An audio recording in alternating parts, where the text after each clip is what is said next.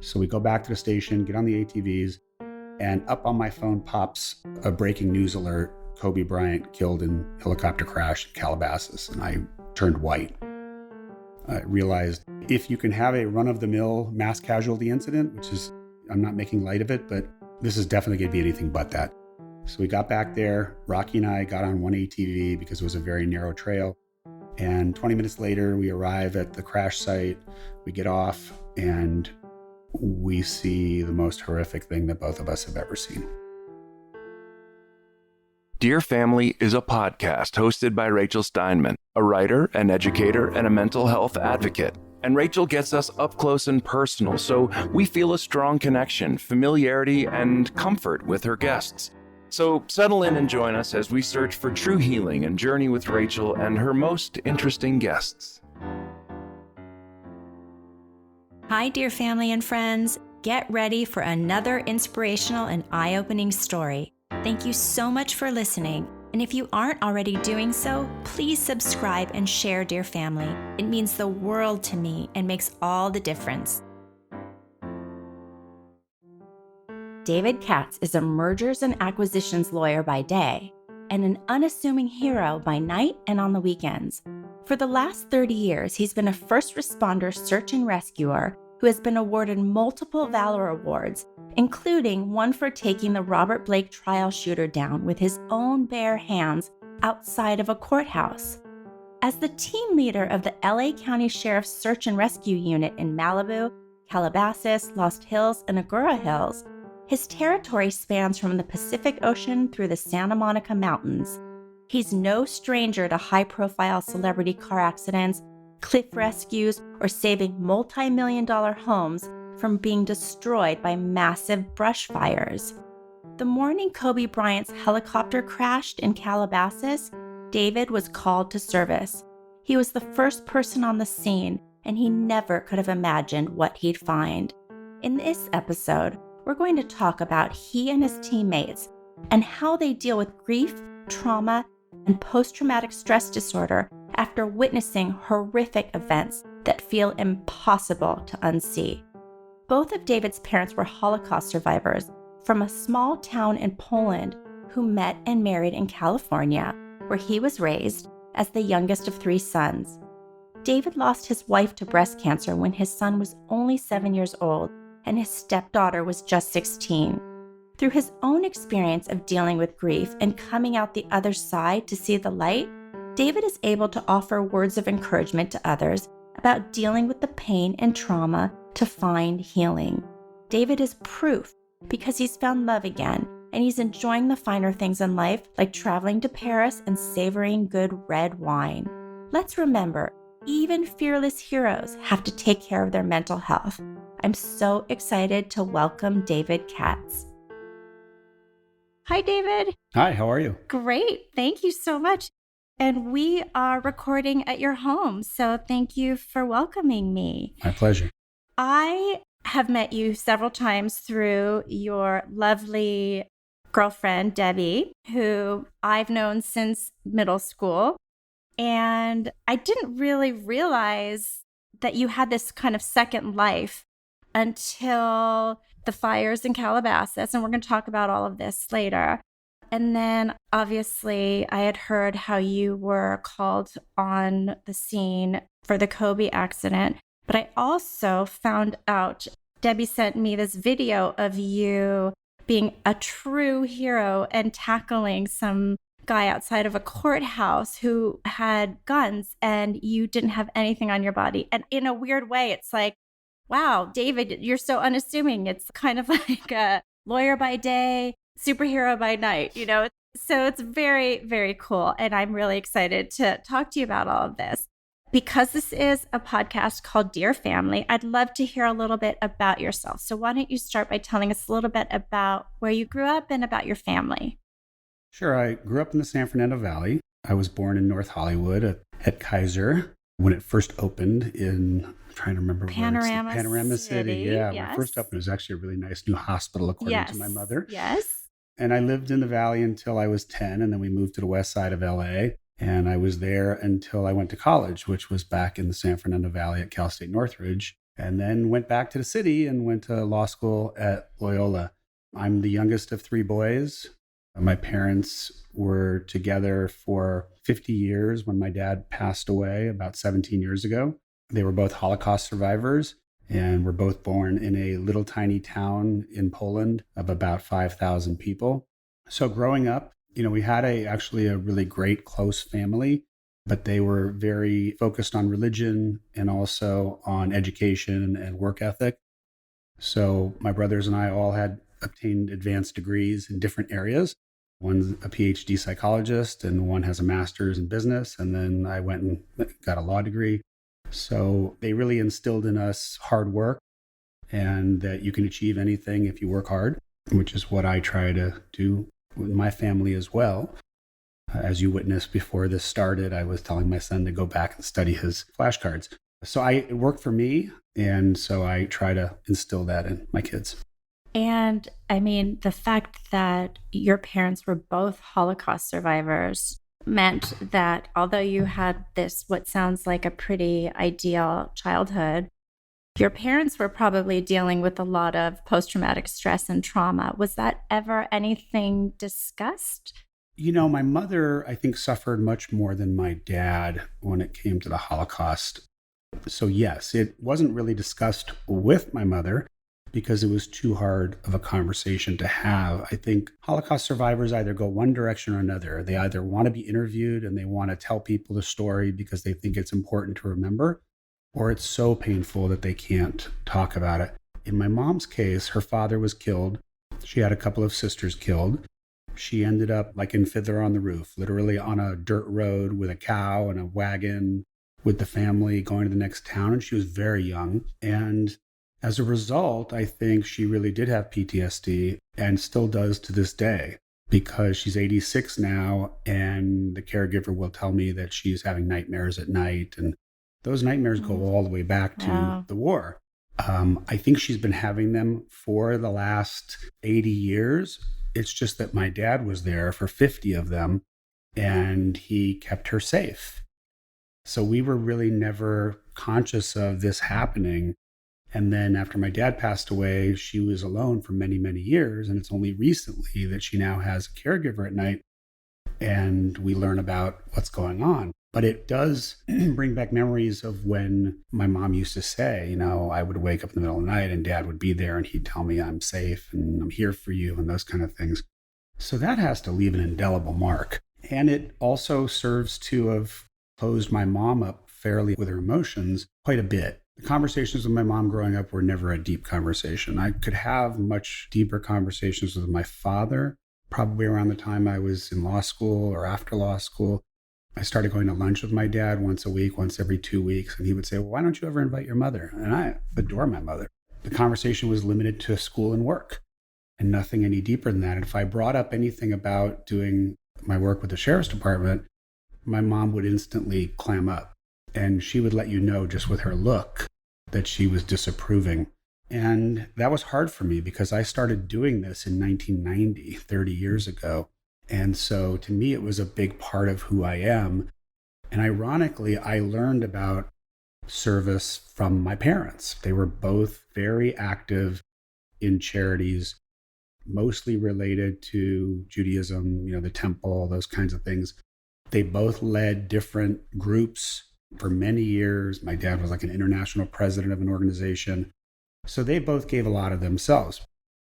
And I watched that, and this was my way of giving back. It just wasn't probably a Jewish mother's idea of what they wanted their son to be doing, particularly for $1 a year. She also was probably worried about you, right? I mean, any mother would be worried about their child being part of Absolutely.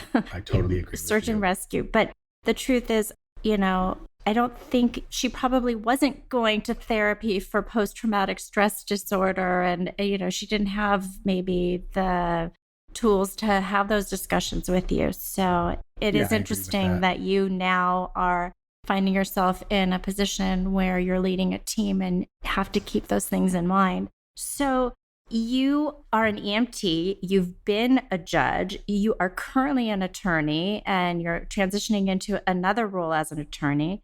but you're also the team leader for the Malibu search and rescue team. So that's a lot of different hats you're wearing. And clearly your work ethic, it sounds like partly seeing your parents and being first generation here. There's all of those things combined. But tell us, how does one become an EMT and a lawyer? How does that happen? Well, the EMT part is just a prerequisite for doing search and rescue for LA County. When I was in undergrad, I had a class where the professor was a lawyer and a part-time instructor teaching a business law class, and he turned out to also be on the search and rescue team. Not the one I'm on, but a different one. And he talked about everybody's obligation to give something back to society. And I was 19 years old at the time, so it did not resonate at all. I was like, yeah, get on with it. I want to get out of class. I want to go home. And then a few years later, it started to resonate. And then I met somebody that was on the team in Malibu, and we talked about it. And I was like, I have to do this. I don't like watching TV at night when there's some 3-year-old kid missing, and you have that helpless feeling of not being able to do anything about it. Most people want to do something about it. They either don't know how or can't, or won't devote the time and effort to do what needs to be done in order to be trained and the like.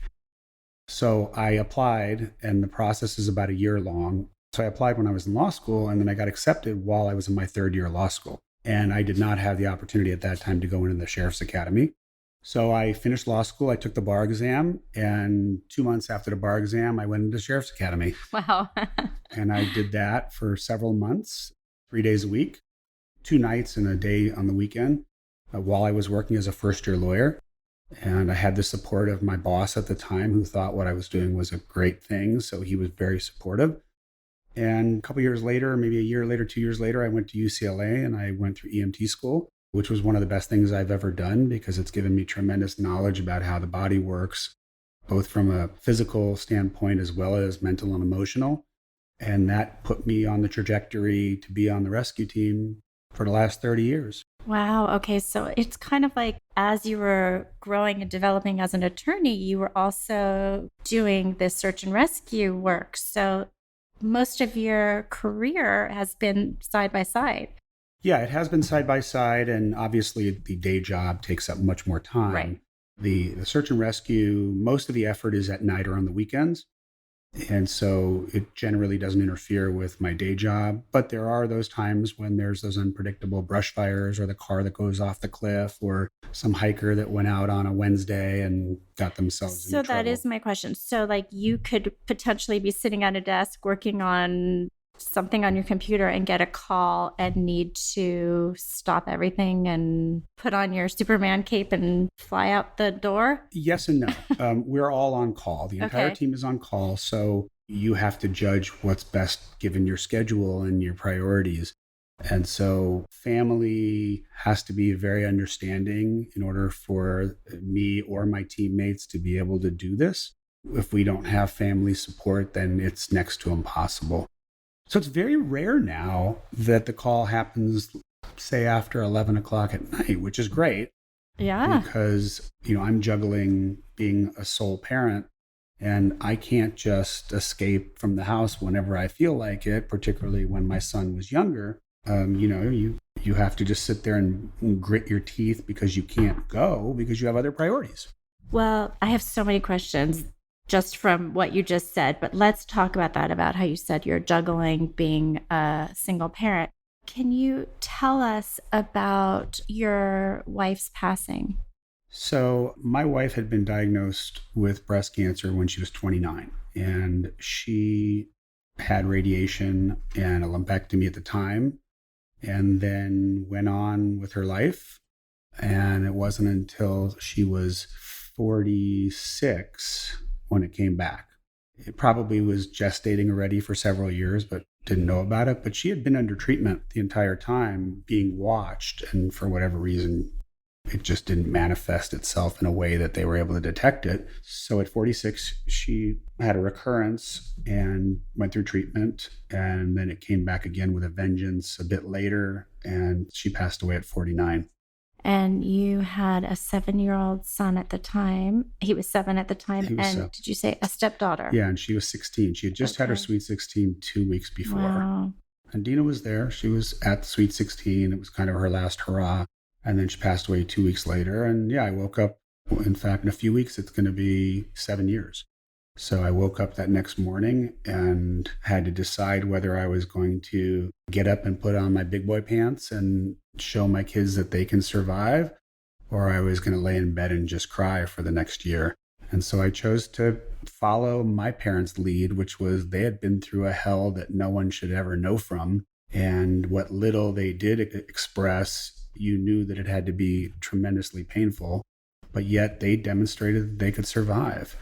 And so I just took their lead and went on with my life. Well, and you answered one of my questions, which was like, did it just stop you in your tracks? You didn't. But were you able to grieve? Were you so just focused on taking care of kids and you're moving forward that you kind of had to, as you said, pull up your big boy pants? I tend to be a pragmatist. So the day that Dina was diagnosed, she had a strong belief that if the doctor had told her certain things about her cancer, that would be her sentence. So from that day, for the next 3 years, I grieved. I hoped for the best and did everything I could to make that happen. But I also started to prepare for the worst. So when it happened, while I had to come to grips with the reality of it, I almost didn't really have time to worry about myself. I had 2 kids to raise and make sure they would survive and thrive. And I think that but for that responsibility, I might have had a much more difficult time making it through. Right. And you had to be strong for them. Yeah. Yeah. Wow. Well, I know that in 2003, you were awarded a Medal of Valor for that incident I was discussing, which meant that your wife was Dina? Yes. So Dina got to see that, which is, I'm sure, very special. It's really kind of an amazing moment, and I'm going to have to put that video in the show notes because it's really unbelievable. Will you just tell us a little bit about what happened? Yeah, there's a reason why my teammates call me the shit magnet. Okay. It seems that in the 30 years I've been doing search and rescue, I always manage to find trouble. And trouble's in quotes because people that do what I do, that's why we do it, right? If people don't make bad decisions or mistakes, then we would be out of business. So we hope that people don't get hurt, but if they do, we're going to be there for them. I had been working as a pro tem judge in the traffic court, which ironically was going back a bit. The reason I ended up doing that was because Dina and I were talking about having a child together, and I had been working patrol, actual uniform patrol on a patrol car for many years, probably about 9 years. And when my dad passed away, my dad was my hero. And when he passed away, it really hit me hard. So I knew that I wasn't in a mental state where I should be doing patrol and pulling over cars and responding to burglaries in progress and other things because my head wasn't screwed on. So I made the decision to stop. And then when I was thinking about going back, Dina said to me, look, if we're going to have a kid, I don't have any issue with you doing search and rescue, but I really would prefer you don't do patrol. And I said, I'm good with that. There's this other thing I've been wanting to do, and I think I'll look into that. She said, what is it? And I said, well, I want to be a pro tem judge, something I've always wanted to do.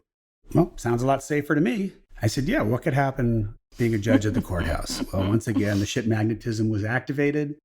And probably about a year into serving as a pro tem in Van Nuys, I was finishing up. It was October 31st. It was Halloween. It was a Friday. And I remember it because I took the day off from my regular job to do the morning calendar in Van Nuys for traffic court. And then I was going to go to Costco and shop for a party I was having the next night. I ended up talking to the bailiff in my courtroom when I finished the calendar, and he was retiring that day. So he just wanted to BS about his 30 years as a deputy and all that kind of stuff. So I'm standing there in my robe and I'm at the door to leave the courtroom, and he's just going on and on and on. In retrospect, it's funny because if he hadn't been, I would have been in my car. I would have been long gone at Costco shopping when I heard about this shooting at the courthouse. So I finally leave and I go out the judge's exit, which I rarely did. And as I'm walking out into the breezeway there, I hear some loud noises. And along the breezeway, which is kind of, it abuts the courthouse, and it's where people walk back and forth, there was media on both sides of it with tents because it was the Robert Blake case going on. And so there was tons of media there.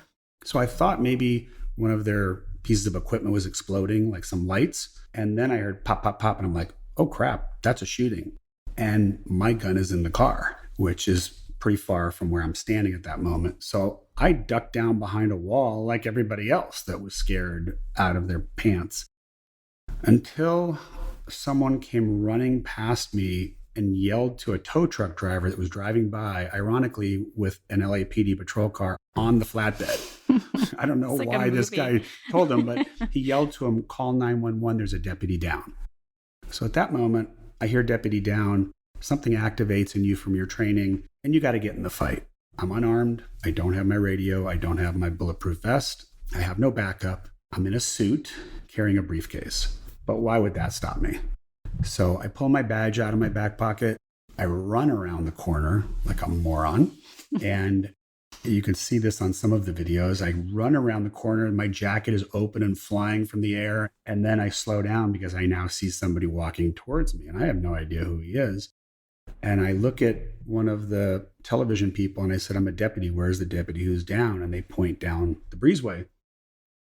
Just about then, I'm coming up on this man who's walking towards me with his hands in his pocket. And he just looks like a guy in his 50s or 60s. He doesn't look menacing at all.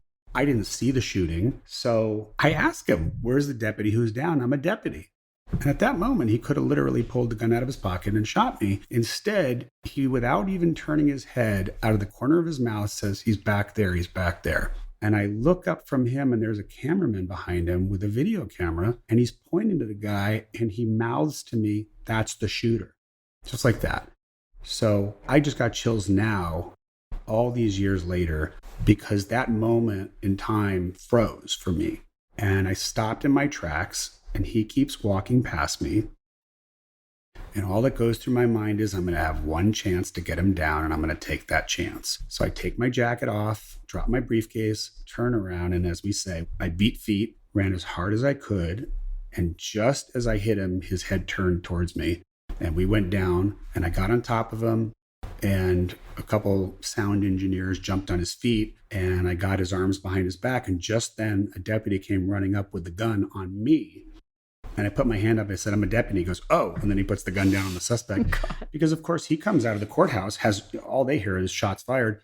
They have no idea who the perpetrator is. They see a guy on top of another guy, the way they think I'm the suspect. So I could have easily been shot. Years later, I met that deputy who I didn't previously know. And he told me he had laid down on the ground, had his gun poised on me and almost fired. Wow. And then got up and ran to where we were. So I didn't know anything about that, thankfully. So at that point, a bunch of deputies come around. I get the guy's hands behind his back. I grab somebody's handcuffs. I cuff him up. They take him away. And then the attention shifts to the person who's down, which is at the other end of the breezeway. It turns out not a deputy. Right. Turns out it's a lawyer. And I make the joke. In this job, we have to make certain kinds of jokes to keep ourselves light. Same. I made the joke, if I knew it was a lawyer, I wouldn't have gone back. Right.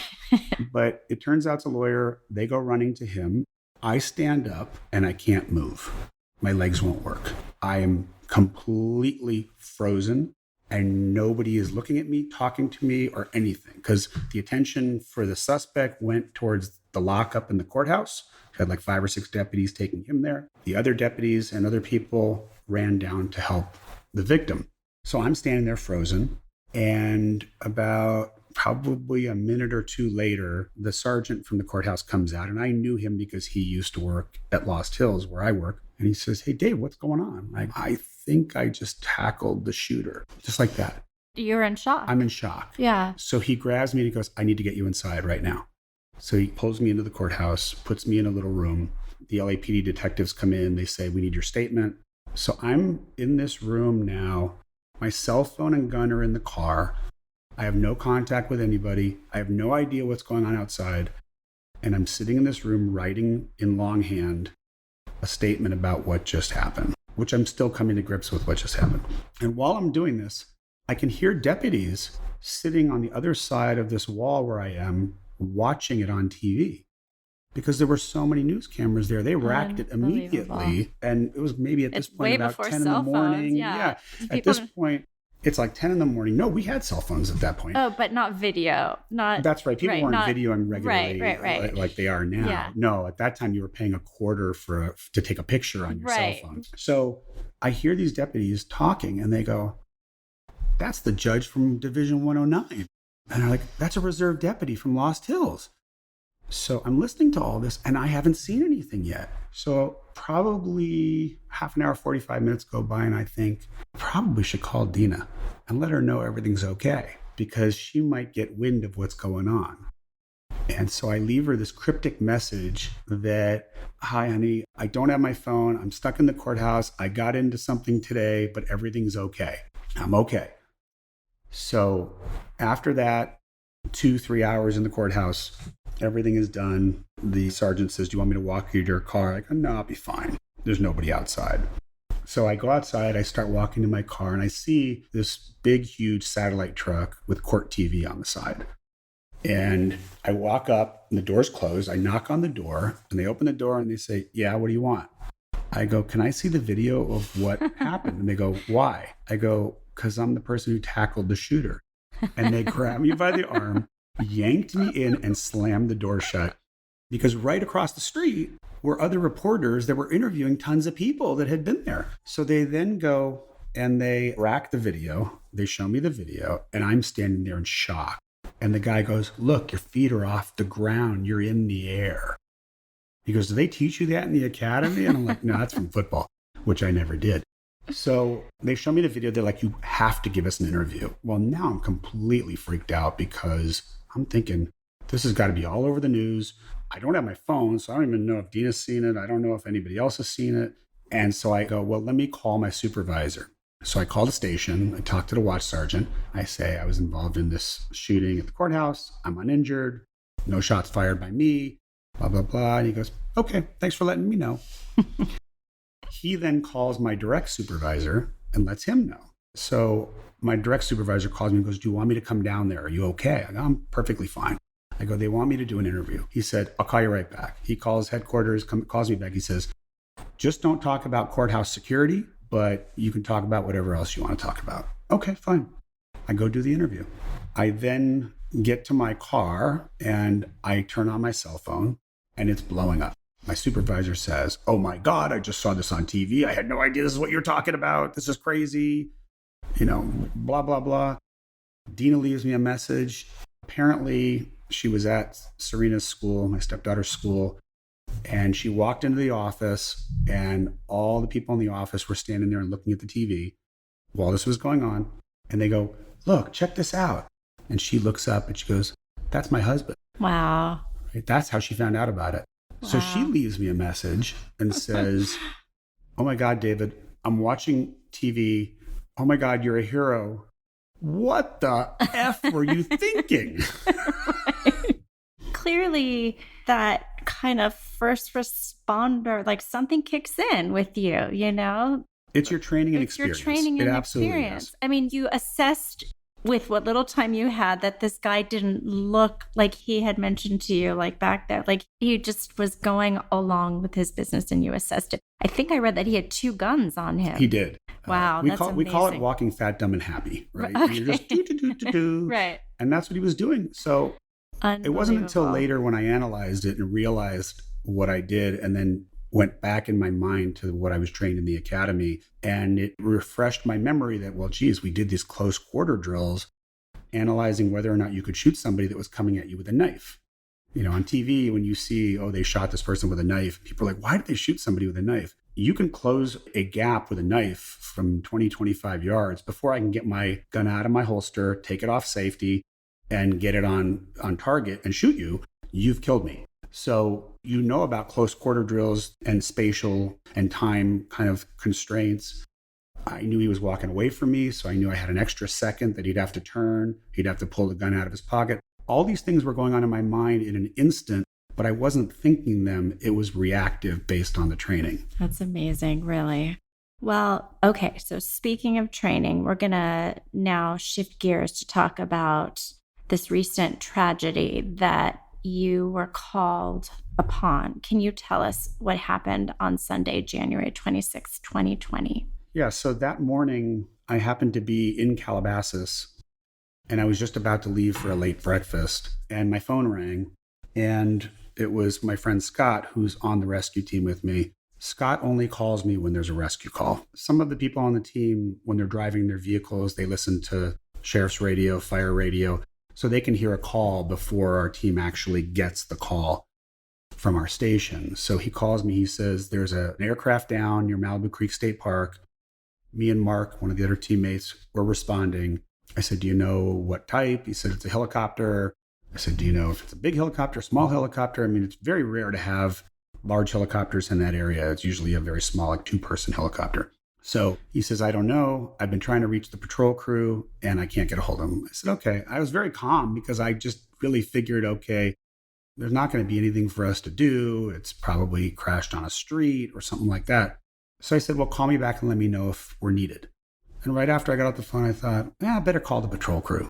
So I called one of the people, one of the senior members, Rocky, who her and I actually graduated the academy together 30 years ago. And I could hear the siren blaring in the background when she answered. And I said, are you responding? And she says, yes. I said, what's your 20, which means what's your location? She says, we're less than a minute out. I said, were we requested by fire? She says, yes, we were just requested. I said, I'll put the call out. So I put the call out to the team, turned to Debbie and said, gotta go. She literally watched this all unfold while I'm standing in her kitchen. And I jumped in my car and I drove directly to the scene. When I got on scene, I grabbed my tactical vest, my helmet, and my harness, and my gun belt, and then I started hiking up to where fire trucks and our rescue team truck were located. And at that point, everybody was kind of standing around because the crash was so far up the hill that it's not like you could just walk to it.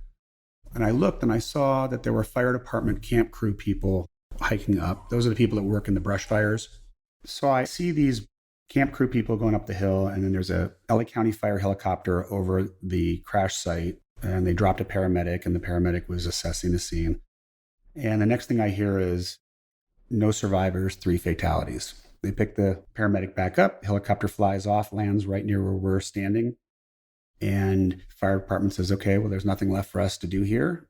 It's your handle, because now it's a homicide. So it's now the sheriff's department handle, along with NTSB, FAA, coroners, and the like. So that started things off with, well, maybe we should go get our ATVs from the station, which is about a mile away, so that we can get up there quickly and secure the scene. So we go back to the station, get on the ATVs, and up on my phone pops a breaking news alert: Kobe Bryant killed in helicopter crash in Calabasas. And I turned white. I realized this is not going to be, if you can have a run-of-the-mill mass casualty incident, which is, I'm not making light of it, but this is definitely going to be anything but that. So we got back there. Rocky and I got on one ATV because it was a very narrow trail. And 20 minutes later, we arrive at the crash site. We get off and we see the most horrific thing that both of us have ever seen. And we stood there in silence because you really are just taking in what happened and what you're seeing. And I've seen plenty of people die before. I've never seen anything remotely close to what I saw that day. And I hope I never see that again. You have a helicopter that hit the side of a mountain at probably about 170 knots. You can only imagine what that does to the human bodies. And right there in front of us were a couple of bodies right near the fuselage. The fuselage was on fire. You could smell the jet fuel. It was burning my nose. There was a magnesium fire because of some of the parts that have magnesium in them. So there was kind of a bluish tint to the smoke. The cloud cover that day, the fog was really low, which, I'm not an expert, but probably had something to do with the crash. And that started about a 3-hour window where we were the only ones at the crash site. And it was surreal because I'm thinking, we get paid $1 a year. And yes, we're professionals, and yes, we're trained, and yes, we do a lot of rescues. Where's everybody else? There weren't helicopters circling above? There weren't any helicopters because of the fog. Because of the fog. So the county fire helicopter came in and flew really low below the fog line. The airspace between the fog and the airspace being closed right away, there were no news helicopters. As the fog cleared a couple hours later, the newscopters showed up, and then they hovered for hours. Rocky and I were up there for several hours until, we were telling people, okay, we need sheets, we need this, we need that. We started making requests for additional equipment. We needed to have hazmat people come to put out the fire because it was one of those fires you can't put out with water because you would make it worse. And for the most part, we started climbing the hillside and checking out the debris field and looking around for what we had. On the way up the hill, my phone kept flashing breaking news. It went from 3 to 5 to 7 to 9 people on the helicopter. And that really hits home because 9 people, that's a lot of people to die in a crash. And at that point, we hadn't located all 9 people.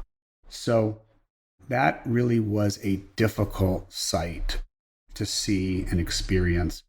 That went on all day into the evening. We ended up removing 3 bodies that night.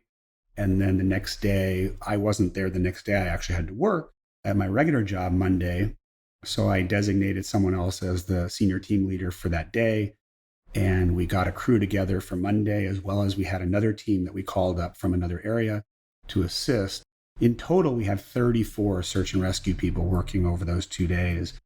And, as hard as Sunday was, I can imagine Monday was probably harder because we were involved in having to not only deal with the bodies, but we also had to deal with a search of the entire area for additional remains. So after all of that was done, after the first night, I sent out an email to the team and I said, if anybody is having any difficulty with what they experienced today, let me know. The department has resources. I'll get you into somebody quickly. There's no shame. There's no embarrassment. You're not going to get judged. Just let me know. And somebody reached out to me and said, I'm really struggling with what I saw. I went home, I hugged my wife and my kids, and I started crying. And I think I want to quit. So we spent about an hour talking on the phone. And then after the hour, he goes, you know what? I'm good. I'm okay now. I got to talk it out. I'm good. Well, I thought that was the case, but a couple of days later, it was clear he wasn't good. So I reached out to a psychologist in the department that I know. And so I called her and I said, would you be willing to come and talk to our team? She said, absolutely. So she came the following week and spent about an hour talking to the team about PTSD, stress, recognizing the signs and symptoms. So she came in to talk to you about post-traumatic stress and warning signs.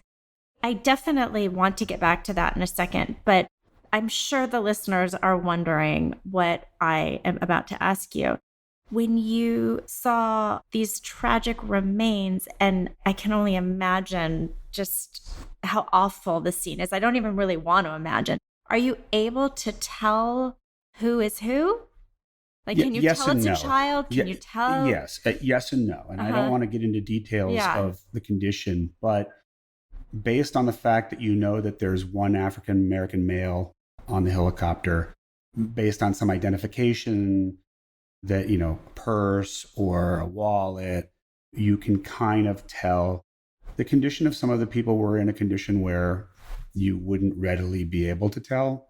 You can tell if it's a child because of the size of the person. And you're working with a coroner, correct? Or? Well, at this point, no. I mean, at this point, we're there alone. It's just you. It's just Rocky and I and one fire captain who's up there for quote unquote safety. And then one deputy who was actually on the other side of the fuselage, which we would have to climb up the mountain and come around to get to. And so at that point, what do? You're just like putting sheets over the bodies? Well, we didn't have sheets at that point. For those 3 hours, we were looking at bodies. I mean, you're climbing the hillside. You're not touching anything. You're not touching anything. No, you can't touch anything. You can't move anything. You have to protect the site because now people are getting wind of who's on board. And there are people climbing, mountain biking, climbing, hiking across, screaming Kobe's name. They're wearing jerseys. It was surreal. Wow. down on Las Virgenes, which is the main street that was right nearby, I can see people in cars accumulating from where I'm at on top of the hill. I can see down to the bottom where all these cars and people are gathering, and it's quickly becoming this memorial. Now, I'm not a huge sports fan, so the fact that Kobe was on board is not what affected me. What affected me is finding out there were 3 13-year-old kids on board, because my kid just turned 14. So that impacts me. And the fact that there are 9 people on board, that they, are going to have families that are going to be broken forever. Having lost my wife, I understand grief. I understand that there is going to be a lot of trauma out there. Just multiply it. When one person dies, there's a lot of people affected. When 9 people die, instead of throwing a pebble in the water and seeing the ripples, you're now throwing a boulder in the water and seeing the ripples. And it goes far and it goes wide. And that is the overwhelming feeling that I was having. And then you have that initially, and then your professionalism kicks in and you say, I've got a job to do. There's time to deal with this later. I can only imagine what you saw is going to haunt you. And as you said, it's the worst thing you've seen in your 30 years. So this psychologist comes to talk to you. What does she say about dealing with such visual trauma and emotional trauma? It was more about recognizing what is going on in your body and your relationships than necessarily in an hour's time telling you how to fix it. Right? That wasn't what it was about. It was, look, a week has gone by. You've all now had an opportunity to digest what has happened in this week with your family, your friends, your coworkers. And she ended up kicking all of the supervisors out of the room. She said, I want them to be able to speak freely. So she kicked all the supervisors out of the room. And one person raised his hand and said, I was screaming at one of my teammates a few days ago. And then I realized I was screaming at him for no reason. And I realized there was a problem. So he went to talk to the station chaplain for a few hours, and that helped him to process it. There was another person who actually never had eyes on any of the bodies, but was relayed by somebody else on the team that did see the bodies what he had seen. And it turns out he was the one that was struggling the most, and he had never seen the bodies. But based on what he was told, that's the person who went home, hugged his wife and his kids, and started crying. It turned out there was another person that sought help. So it was good that the psychologist came, because some of these people went and saw her again after that night independently. I think that in the next couple of weeks, now that a few weeks have gone by, I'm going to have to do a check-in with the team and make sure everybody's doing okay, because we don't have time really to feel sad for ourselves. We went right back into a cliff rescue the following weekend. This past week, we spent 3 days searching for a woman who eventually was found dead. So we have to go on with our job. The good thing is we don't do it full time. If we did it full time and we were dealing with all these things on a 7-day or 5-day a week basis, I think it would be much more difficult. And that's why full-time first responders have so many mental health related issues, because it's like being at war. Well, I described to some people that it looked to me like a scene that would be in Afghanistan or Iraq, like a roadside bomb. So yeah, it is like a war scene. And I even said that to Rocky. I feel like I'm at a bomb site. Now, as much as I love what I do, I also recognize that I'm there, even though people have passed away, I'm there for a reason. I'm there to bring these people back to their families. I'm there to do a job that 99.9% of the people would not do even if they were paid. And so that is what snaps me out of the emotional part and leads me to just do the job. And then I go home and I think about what I saw and what I experienced. And the first few nights I did have some nightmares, and I did have flashbacks of what I saw because it was horrific. I remember that first night coming home and giving my son a really long hug and realizing that, geez, this is, it's over in an instant. Now, I've experienced that before many times, where I've been reminded about the fragility of life. both in my personal life and in my professional life. So this was just another big reminder of how, hey, we're flying to a basketball game and life's over. Yeah. But, you and Rocky witnessing what you did, I mean, it could come, that grief or that can come at, maybe 10 years from now, it can resurface. So you are the leader of your team. How do you advise your team members to, what is the pep talk, if you want to call it that? What do you say? Exactly what you just said to me about just kind of being of service, or? I actually wrote an email on Monday night to the team talking about what they were involved in, about how they will never forget where they were when they found out Kobe Bryant, his daughter, and 7 other people were killed in that horrific crash, that they were doing God's work, and that they should understand that despite how hard it was, they did something for those families, friends, coworkers, that no one else is going to do. And that, in my religion, that's a mitzvah, right? That's a blessing to those families that you did this in a selfless way. And even though you might think, geez, we weren't able to save anybody, we really didn't do anything, you did a lot. You protected what was there. You recognized and protected the solemnness of that hallowed ground. And I told them how proud I was to be part of their team, and that they should be proud of themselves for what they did. Absolutely. And I'm assuming, as you said, as the team leader, you will continue to check in on them. Mm-hmm. And I know, because we've spoken before, you are a proponent of therapy. So if you feel something, to turn to mental health services. Yeah.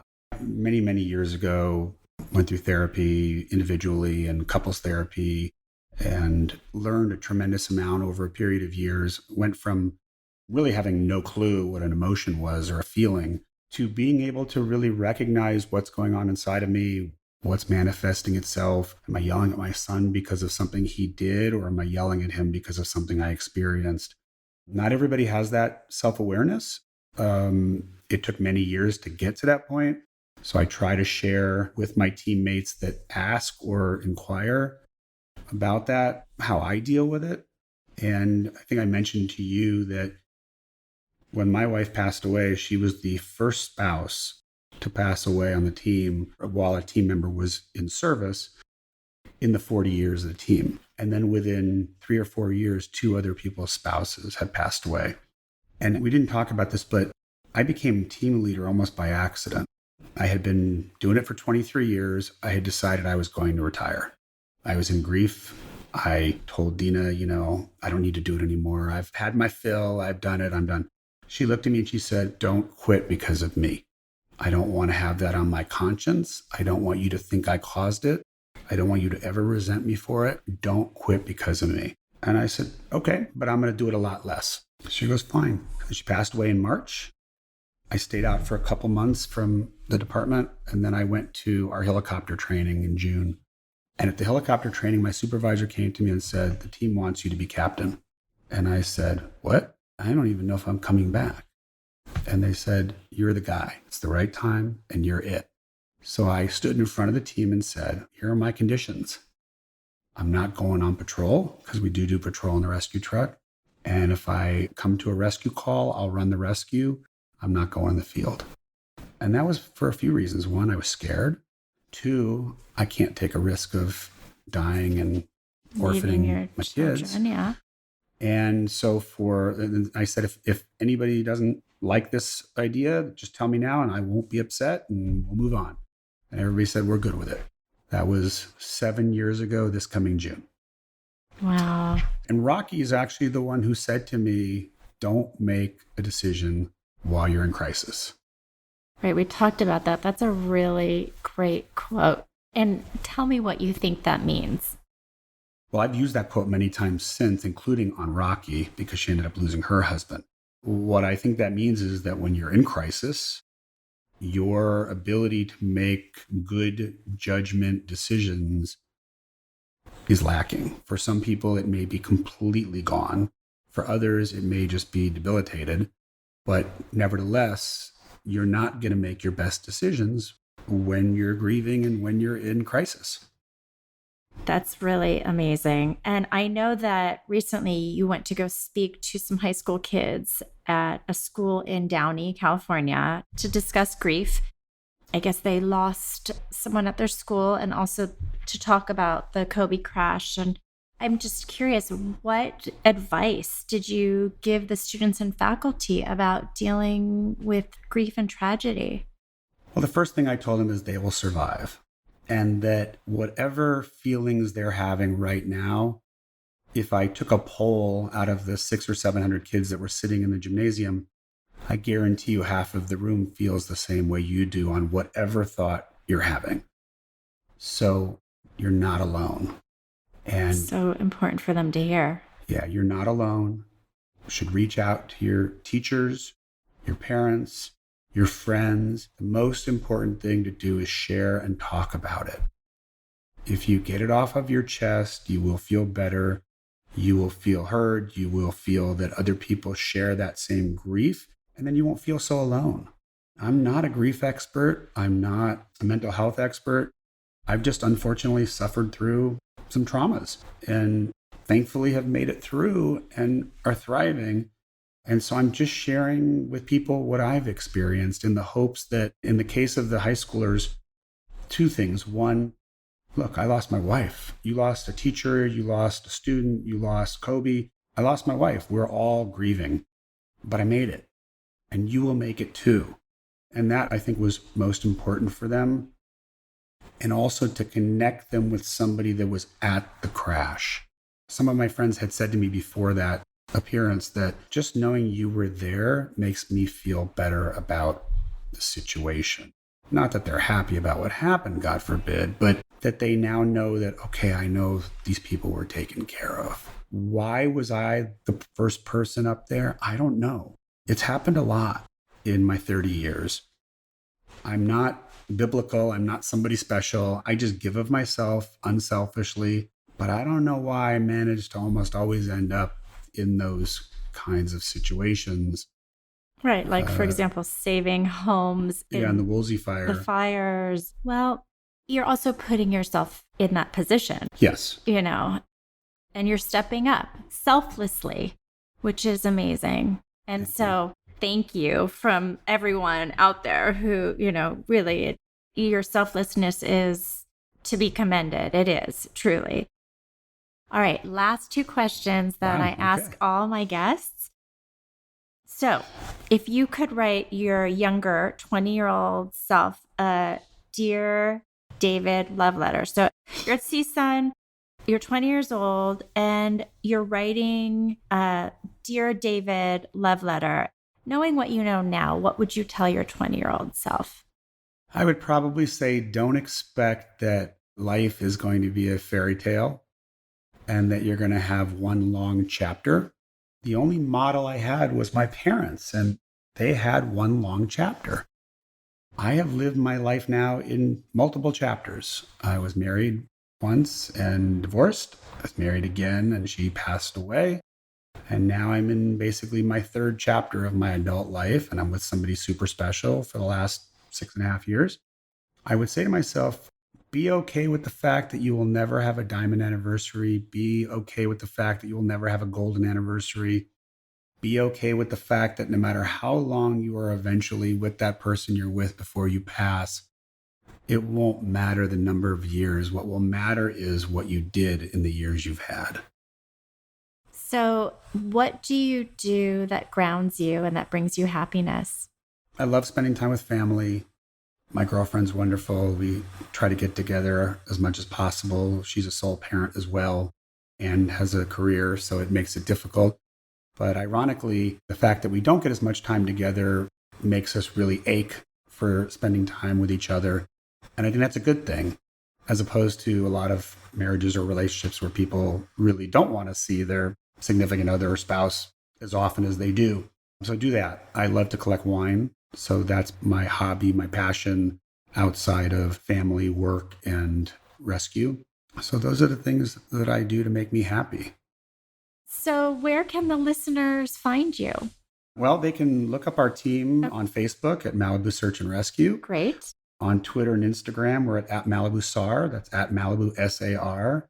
Okay, well, I'll have that in the show notes, including that video, so everyone can see your feet lifting off the air and you tackling that guy, which is truly unbelievable.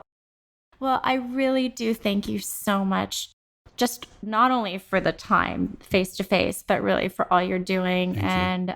Stay safe out there. I will do that. Okay, and let's go get some wine together. Absolutely. Okay, Sounds like awesome. fun. Bye. Bye-bye. This is Rachel Steinman. For more information or to contact me with any questions, comments, or guest ideas, please check out rightnowrachel.com. That's right with a W. Thank you so much for listening, subscribing, and sharing, dear family. And if you found value in what you've just heard, I would love and so appreciate a great review on Apple Podcasts, Stitcher, or wherever you listen to your podcasts. Until next time, I wish you love, happiness, and good mental health.